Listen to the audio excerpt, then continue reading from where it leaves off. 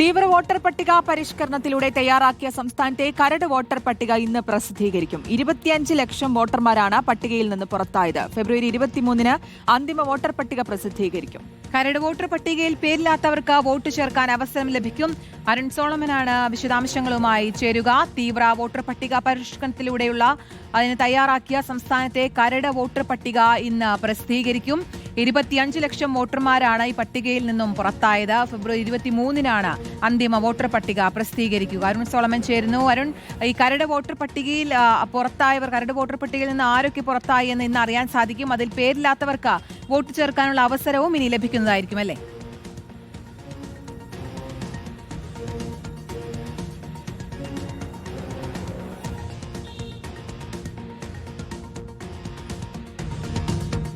Arun Solomon, വിശദാംശങ്ങൾ എന്തൊക്കെയാണ്? ശ്രുതി കീർത്തന, SARമായി ബന്ധപ്പെട്ടുള്ള ആദ്യഘട്ട നടപടികൾ ഇന്ന് അവസാനിക്കുകയാണ്. ഈ കരട് വോട്ടർ പട്ടിക പ്രസിദ്ധീകരിക്കുന്നതോടുകൂടി ഇത് മുഖ്യ തെരഞ്ഞെടുപ്പ് കമ്മീഷണറുടെ സൈറ്റിലും അതുപോലെ തന്നെ ആപ്പിലും ഈ കരട് വോട്ടർ പട്ടികയുടെ ലിസ്റ്റ് എല്ലാവർക്കും ഒരുപോലെ എടുക്കാൻ കഴിയാവുന്ന രീതിയിലാണ് ഈ പബ്ലിഷ് ചെയ്യുന്നത്. പക്ഷേ അതേസമയം നിലവിൽ കേന്ദ്ര മുഖ്യ തെരഞ്ഞെടുപ്പ് കമ്മീഷണർക്ക് സംസ്ഥാനത്തെ ചീഫ് സെക്രട്ടറി ഇതിൻ്റെ അപാകതകൾ ചൂണ്ടിക്കാണിച്ചുകൊണ്ട് നിലവിൽ കത്തയച്ചിരിക്കുകയാണ്. കാരണം 25 ലക്ഷത്തോളം പേരാണ് കേരളത്തിൽ മാത്രം ഈ വോട്ടർ പട്ടിക പ്രസിദ്ധീകരിക്കുന്നതോടുകൂടി പുറത്താകുന്നത്. 2025-ലെ സംയുക്ത ഈ വോട്ടർ പട്ടിക പ്രസിദ്ധീകരിച്ചപ്പോൾ 2.78 കോടി ജനങ്ങളാണ് ഈ വോട്ടർ പട്ടികയിലുണ്ടായിരുന്നത്. പക്ഷേ നിലവിലെ ഒരു സാഹചര്യത്തിൽ നിലവിൽ ഈ എന്യൂമറേഷൻ ഫോം നൽകിയിട്ട് തിരിച്ചു കിട്ടാത്തതിൽ തന്നെ 1.5 ലക്ഷത്തോളം പേര് ഉണ്ട് എന്നുള്ളതാണ് നിലവിൽ അറിയാൻ സാധിച്ചുള്ളത്. അതിലുപരി സ്ഥിരതാമസം മാറിയവരുണ്ട്, മരണപ്പെട്ടവരുണ്ട്. ഈ സ്ഥിരതാമസം മാറിയതിൽ തന്നെ 8 ലക്ഷത്തോളം പേരാണ് നിലവിലുള്ളത്. നിലവിൽ ഇപ്പോൾ നൽകിയിരിക്കുന്ന ചീഫ് സെക്രട്ടറിയുടെ ഒരു സംസ്ഥാന സർക്കാരിൻ്റെയും ആവശ്യം നിലവിലൊരു ക്രിസ്മസ് ലീവ്, ന്യൂ ഇയർ അടക്കമുള്ള ലീവുകൾ വരുന്നുണ്ട്.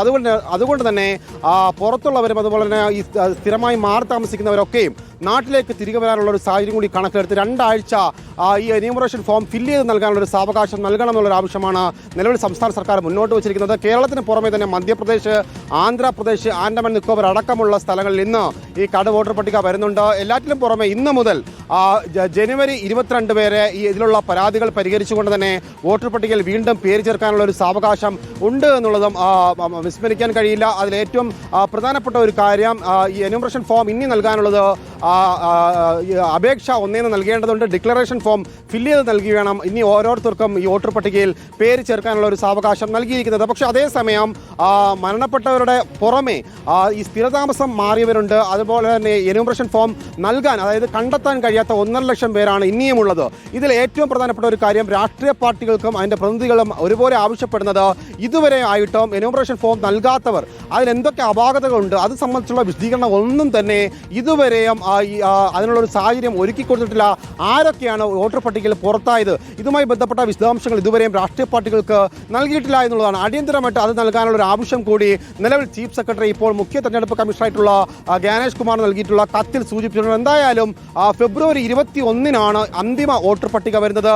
അതിന് മുന്നോടിയായിട്ട് എല്ലാവരെയും വോട്ടർ പട്ടികയിൽ വോട്ടവകാശമുള്ള എല്ലാവരെയും ചേർക്കാനുള്ള വിവരങ്ങൾ നൽകിയത്. ഇപ്പോൾ